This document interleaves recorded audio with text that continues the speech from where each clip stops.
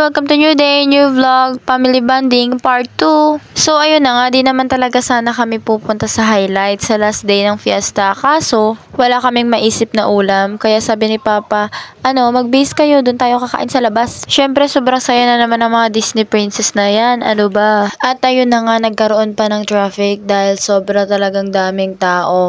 Tapos ang ibang kulit pa kasi sumisingit. Di ba kayo marunong pumila? At naglakad na nga lang kami dahil hindi na talaga umuusad yung tricycle. At napag-iwanan nga kami dyan ni Charis dahil sila ni Mama nakatawid na, kami ni Charis hindi pa. Pero inintay naman nila kami sa unahan, kaya maya-maya ay nakarating na rin kami sa pupuntahan namin. Andito na kami sa Crispy King! Tada! At pati nga rin dito sa kakainan namin sobrang haba ng pila, kaya nag-antay pa talaga kami dyan.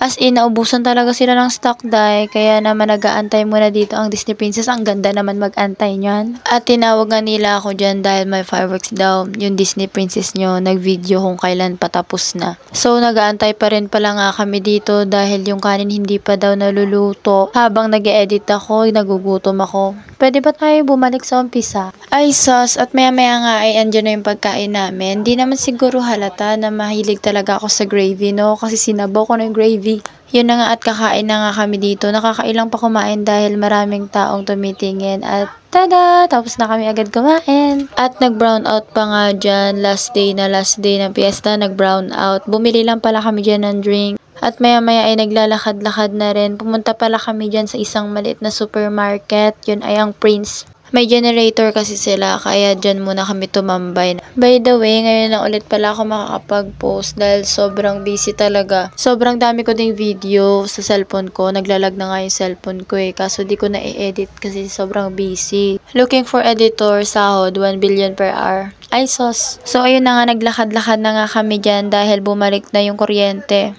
O diba, sabi kakain lang daw sa labas tapos uuwi na, pero nag-ikot-ikot pa.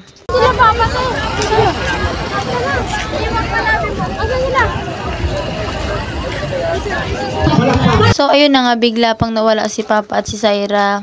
Kaya inintay na lang namin muna sila sa 7-Eleven at maya-maya ay pumunta kami dito sa may nagla-live band.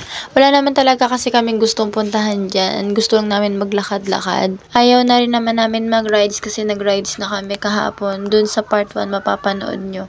Yung gusto lang talaga namin maglakad-lakad kasi pumunta lang kami dito talaga para kumain lang ng dinner. Di naman kasi kami yung tipong anak na turo doon, turo dito, bili doon, bili dito. Kung anong meron, yun lang. Kung ano lang yung binibigay ni Papa, masaya na kami. At kinilig nga ako dyan dahil nakakita ako ng army at na-videohan ko pa kaso saglit lang. At maya-maya nga habang naglalakad kami ay binilhan kami ni Papa ng mango shake. Para sa akin, mas masaya ako dun sa part 1 talaga na video. Kaya nga pala kami nagpa-family bonding yan dahil sinusulit pa namin yan kasi nandyan pa si Mama. So ngayon, wala na dito si Mama. Nakaalis na siya nung 27 pa. Hanggang dito na lang. Bye!